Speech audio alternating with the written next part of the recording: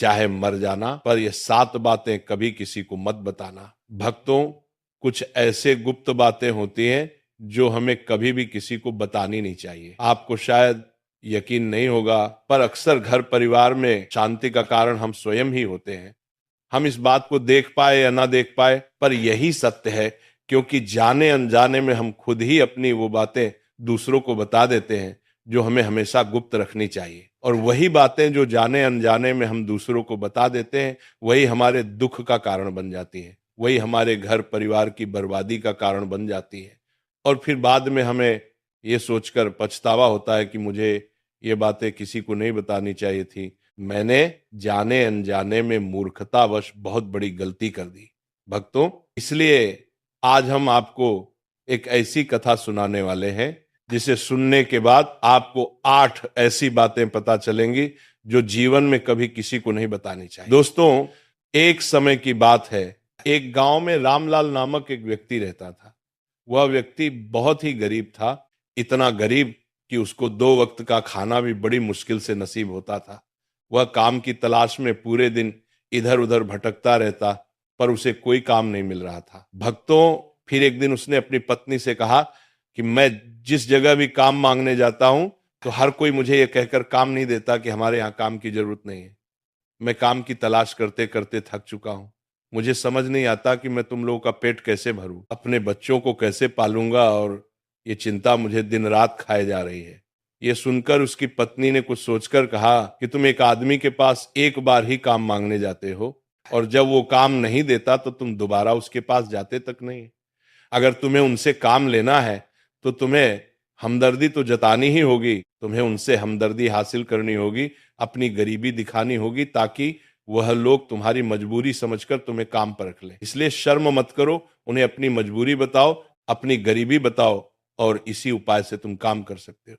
ये बात रामलाल के मस्तिष्क में बैठ गई, और अगले दिन काम मांगने के लिए वो एक सेठ के पास जा पहुंचा, जहां पर वो पिछले दिन काम मांगने के लिए गया था।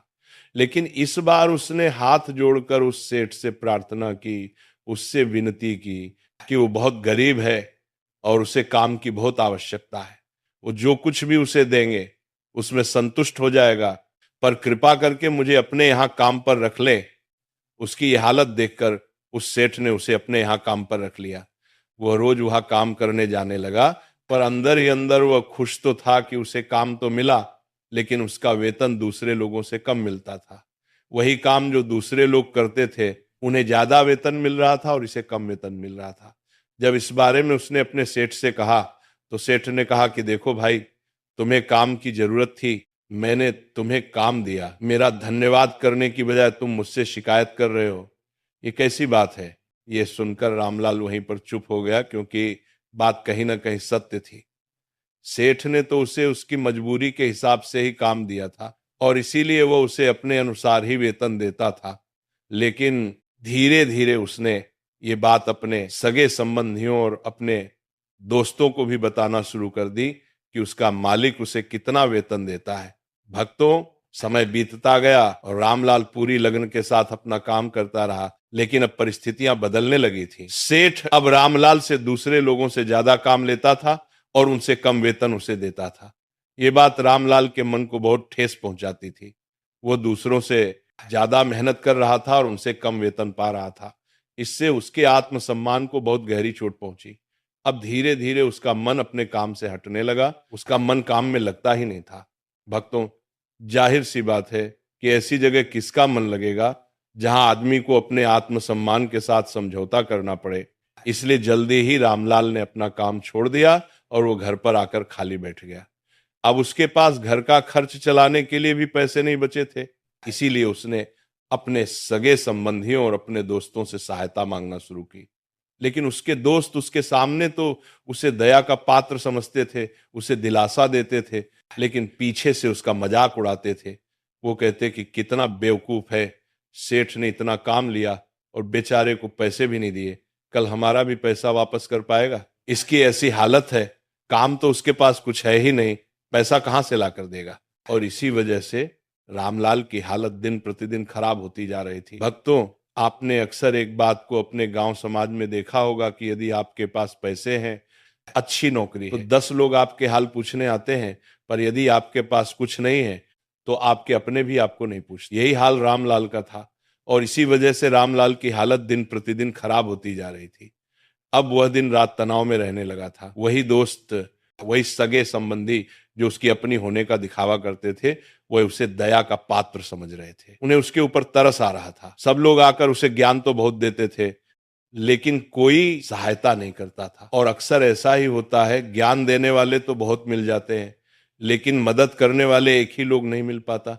दोस्तों, फिर एक दिन रामलाल को पता चला कि पास के गांव में एक साधु महात्मा आया हुआ है, बहुत ही ज्ञानी है। रामलाल इतना तनाव में था कि उसे कोई रास्ता नजर ही नहीं आ रहा था, इसीलिए जाने अनजाने वो उस साधु के पास पहुंच गया। वहां पहुंचकर वो सीधे उनके पैरों में गिरकर रोने लग जाता है। वो रोते रोते उन्हें अपनी सारी स्थिति बताता है, उन्हें बताता है कि किस तरह उसके सेठ ने उसका फायदा उठाया और उसके सगे संबंधी उसके साथ कैसा व्यवहार रखते हैं। सारी बातें सुनकर साधु ने उसे चुप करते हुए कहा कि ये सारी समस्याएं तुम्हारी बुद्धिहीनता, तुम्हारी मूर्खता के कारण उत्पन्न हुई है।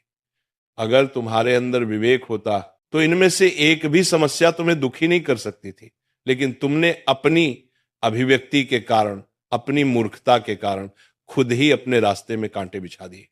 पर उदास मत हो, आज मैं तुम्हें 8 बातें बता रहा हूं जो भूल कर भी किसी को मत बताना, और इन बातों का अनुसरण करते हुए तुम बाहर से मिलने वाले दुखों को तो दूर कर ही सकते हो जो बेवजह दुनिया की वजह से तुम्हारे अंदर पनपते हैं।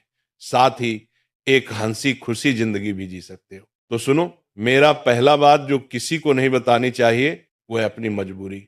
अपनी मजबूरी का दिखावा करके दूसरों का दया पात्र बनकर उनकी सहायता लेने की गलती कभी मत करना।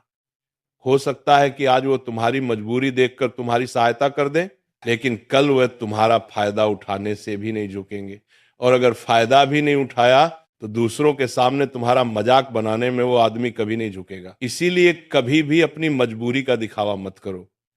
अगर घर में 2 रोटी है, भले ही सूखी रोटी है, तो वही खाकर सो जाओ, लेकिन दूसरों को इसके बारे में भनक तक नहीं लगनी चाहिए। जरा आप खुद सोचो, मजबूरी बताने का क्या प्रयोजन होता है? एक इंसान या तो दूसरों से सहानुभूति हासिल करना चाहता है या उनसे कोई आर्थिक मदद चाहता है, लेकिन अगर दोनों ही परिस्थितियों में आप देखें तो दूसरा आदमी आपका फायदा उठाने से नहीं झुकेगा, और अगर वो फायदा नहीं भी उठाएगा तो अपनी नजर में तो वो आपको मूर्ख ही समझेगा और दूसरों के सामने आपका मजाक तो जरूर बनाएगा। इसीलिए अपनी मजबूरी के बारे में कभी किसी को मत बताना। दूसरी बात जो किसी को भी नहीं बतानी चाहिए वह है अपनी अतीत की गलतियां और भविष्य की रणनीतियां। किसी दूसरे को बताते हैं तो उसका क्या प्रभाव होगा? वो गलत या ठीक तो नहीं की जा सकती, जाहिर है, तो उन्हें बताने का क्या प्रयोजन रह जाता है? आप अपने अंधेरे पक्ष को खुद दुनिया के सामने बता रहे हो, खुद अपनी गलतियां दूसरों के सामने बता रहे हो। इससे उस आदमी की नजर में आपका एक चरित्र घटित हो जाएगा और वह भविष्य में हमेशा आपको उसी नजर से देखेगा। इसीलिए किसी भी आदमी की नजर में अपना चरित्र घटित मत होने दो, और आप व्यर्थ में ही अपनी भविष्य की रणनीतियां दूसरों के सामने बता रहे हो।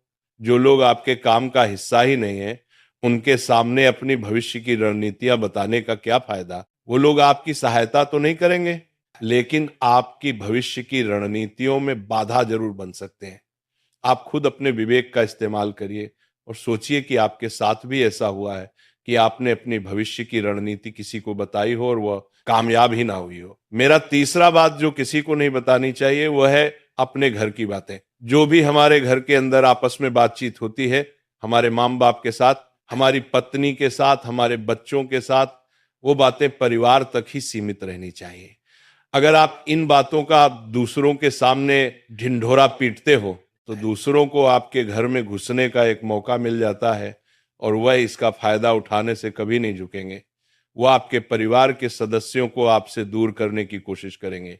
हम समाज में देखते हैं कि हम अपने घर के झगड़ों को कम करने के लिए उन झगड़ों को अपने पड़ोसियों और दूसरे संबंधियों को बता देते हैं, लेकिन इससे आपको सहायता कभी नहीं मिली होगी, बल्कि आपके घर की लड़ाई झगड़ा और ज्यादा बढ़ गए होंगे, और ये जाहिर है कि वो बढ़ेंगे। अगर आप अपने माँ बाप की बातें दूसरों को बताएंगे तो आपकी माँ बाप को बुरा ही लगेगा कि हमारा बेटा हमसे बताए मगर दूसरों को ये बातें बता रहा है।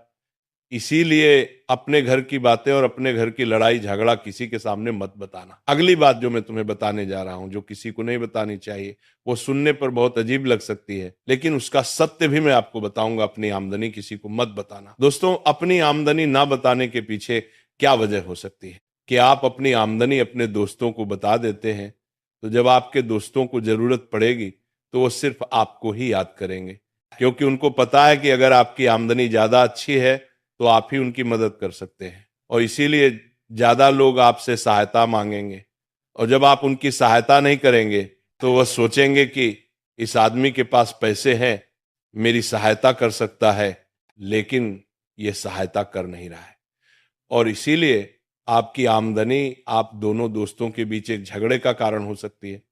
कम आमदनी होगी तो लोग मजाक उड़ाएंगे, और ज्यादा होगी तो सहायता मांगेंगे, तो अपनी आमदनी बताने की कोई जरूरत ही नहीं है। अगली बात जो मैं आपको बताने वाला हूं, उसे आप गांठ बांध लेना, और किसी को ये बात मत बताना अपनी कमजोरी और अपनी ताकत। अक्सर इंसान को पता नहीं होता है कि उसकी कमजोरी या उसकी ताकत क्या है, लेकिन अगर आपको अपनी कमजोरी और अपनी ताकत पता है तो पहली बात, आप बहुत ही बुद्धिमान आदमी हैं, और दूसरी बात कि आपको ये बातें किसी से शेयर नहीं करनी है, क्योंकि अगर आपकी कमजोरी दूसरों को पता चल गई तो आपकी कमजोरी का फायदा उठाया जाएगा, और अगर आपकी ताकत पता चल गई तो वही ताकत आपकी कमजोरी बन जाए, क्योंकि वह ताकत दूसरे आदमी को पता है और वह ताकत की तोड़ भी ढूंढ ही लेगा। अपनी कमजोरी और अपनी ताकत अपनी पत्नी या अपने पति को भी नहीं बताना चाहिए, क्योंकि इसके बाद आपके घर में उनसे हमेशा डरते रहना पड़ेगा। दोस्तों, अगली बात जो साधु जी बताते हैं जो किसी को नहीं बतानी चाहिए, वह है अपने मित्र और अपने शत्रु के बारे में बताना। आप अपने मित्रों के बारे में अगर दूसरे लोगों को बताएंगे तो वह आपके मित्रों के साथ घनिष्ठता बनाकर आपको धोखा दिलवा सकते हैं, आपके गहरे मित्रों को आपसे दूर करने का प्रयास कर सकते हैं। अक्सर आम आदमी ऐसा नहीं करता, लेकिन आपके दुश्मन ऐसा करने की कोशिश कर सकते हैं। और दूसरी तरफ आपके शत्रु का भी किसी को नहीं पता लगना चाहिए, क्योंकि आज जो आपका मित्र है, अगर कल वो आपका दुश्मन हो गया तो वो आपके दुश्मन के साथ मिलकर आपको परास्त कर सकता है, आपको धोखा दे सकता है। इसीलिए अपने सबसे अच्छे दोस्तों को भी उनके बारे में कभी मत बताना। अगली और आखिरी बात बताता हूं, जब तुम दान करते हो तो दान के बारे में भी किसी को मत बताना, नहीं तो दान करना व्यर्थ हो जाता है, बेकार हो जाता है। जब आप अपने दान का ढिंढोरा पीटते हो तो आप ये बता रहे हो कि मैं कितना बड़ा दानी पुरुष हूं, और ये आपके अंदर एक अहंकार निर्मित करेगा। इसीलिए दान गुप्त रूप से किया जाए उतना ही अच्छा होता है, उतना ही फलदायी होता है। जब आपका बायां हाथ दान कर रहा हो तो दाएं हाथ को बिना पता चले कि बायां हाथ दान कर रहा है, तभी आपको दान का सही फल मिलता है। तो दोस्तों, इस प्रकार यह 8 बातें साधु महात्मा ने रामलाल को बताई। इनमें संसार के सभी सिद्धांत छिपे हुए हैं। इन बातों का अनुसरण करते हुए आप अपने घर में सुख शांति बना सकते हैं, और घर के झगड़े हमेशा के लिए दूर कर सकते हैं, और अपने घर परिवार में हमेशा सुख शांति बना सकते हैं। तो दोस्तों, इसी के साथ ये कथा समाप्त होती है। बोलो राधे राधे।